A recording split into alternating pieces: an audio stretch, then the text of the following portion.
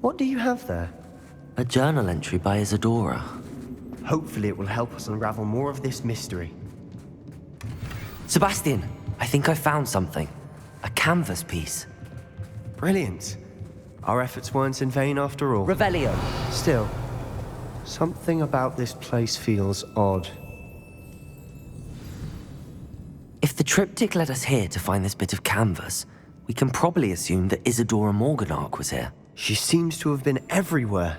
But if she was using the Undercroft and the cellar beneath her manor in Feldcroft, why would she create this space? And why hide it behind cryptic rune symbols and ancient magic that no one but you could see?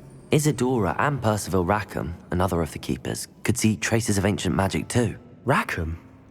I haven't heard his name before. His are some of the memories I've seen. I don't think he and Isadora saw eye to eye on how this magic should be used. Well, this is all rather baffling. Let's take the canvas back to the triptych. Perhaps the answers are there. This place is odd, to be sure, but I'm fascinated by it. Now.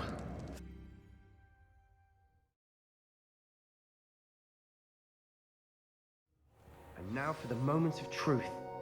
It has to fit.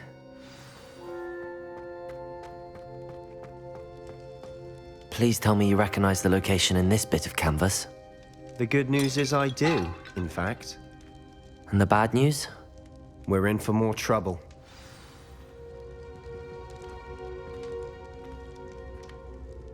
I know that coast. Ranrock has taken over a huge mine in the surrounding area. Marenweem has suffered for it. It's as bad as Feldcroft's become. Should we head there now? We should wait. Why? All this time, we've been a step behind Ranrock. I may know someone who could help us get ahead. Who is that?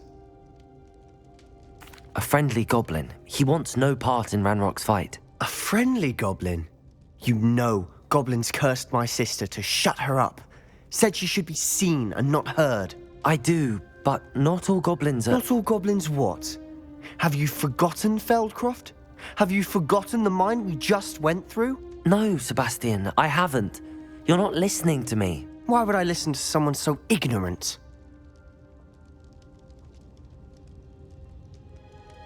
Perhaps your uncle was right about you. You don't know when to stop. Oh, I do know when to stop. Unbelievable.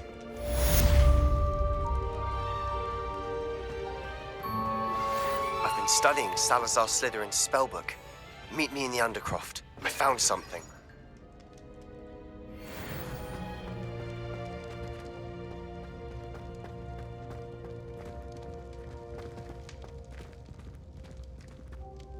What did you discover in the spellbook we found in the scriptorium? Salazar Slytherin's spellbook was a little difficult to interpret, but fascinating. Evidently, he encouraged teaching dark magic at Hogwarts. Neither the Imperious Curse nor the Killing Curse was unforgivable during his time. He believed students should be prepared to use dark magic when necessary, not to fear it.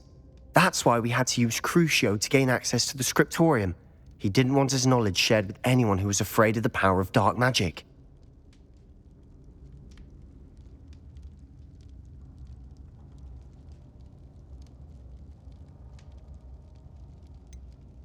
It was hard to do, but casting Crucio was our only option. And I'm glad we did it, because in the spellbook I also found something else. References to a lost relic, which, from what I can tell, grants the holder the power to reverse dark magic curses. And you think this relic might be able to save Anne? Precisely. I plan to search for this relic, but I don't think we should tell anyone. Especially Ominous. He wouldn't understand.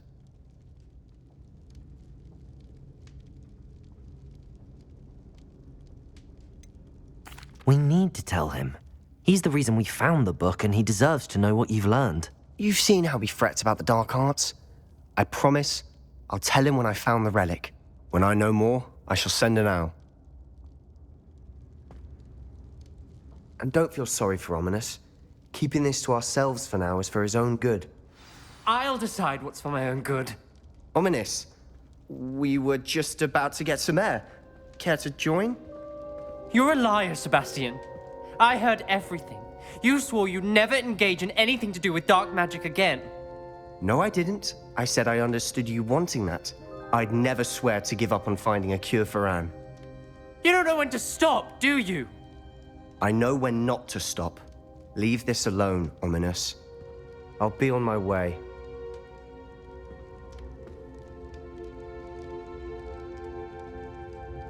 I am not letting this go.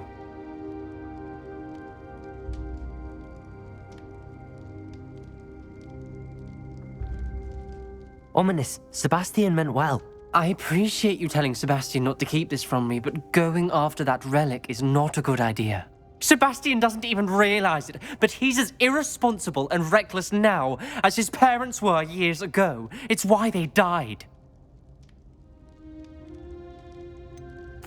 I knew his parents died, but I never heard what happened. Mr. and Mrs. Sallow were professors, spent nearly every waking moment in the cellar library, noses buried in books. Anne and Sebastian were upstairs when it happened.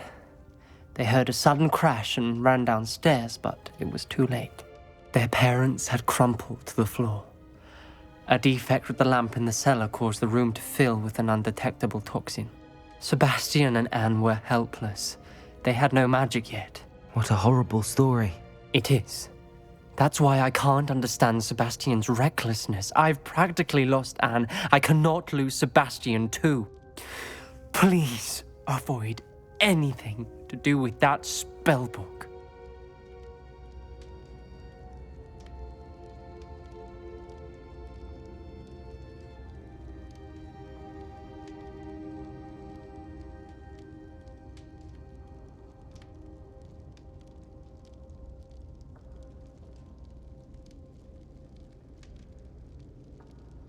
Those references in the book seem promising. Everything to do with Salazar Slytherin seems promising until it's too late. I hope Sebastian pursues this no further, but if you think he might, please let me know.